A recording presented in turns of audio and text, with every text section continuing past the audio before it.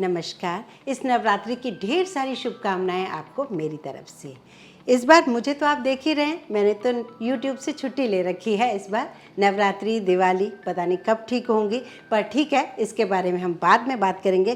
फिलहाल Nestle milkmaid और मैं आपके लिए लाए एक कॉन्टेस्ट, जिसमें पता है क्या होने वाला है। 5 वो विनर्स हैं जिनको OTG ओवन मिलने वाले हैं। तो ये कॉन्टेस्ट आज से लेके शुरू हो रहा है 25 तारीख दशहरे तक। तो इसमें पार्टिसिपेट करने के लिए मिल्कमेड से आपको एक बढ़िया सी रेसिपी बनानी है। नवरात्रों में वैसे भी हम कुछ ना कुछ तो बनाते ही रहते हैं मीठा, तो बढ़िया सी रेसिपी बनाइए और इसे फेसबुक या इंस्टाग्राम पर अपलोड कीजिए फ़ोटो खींचकर।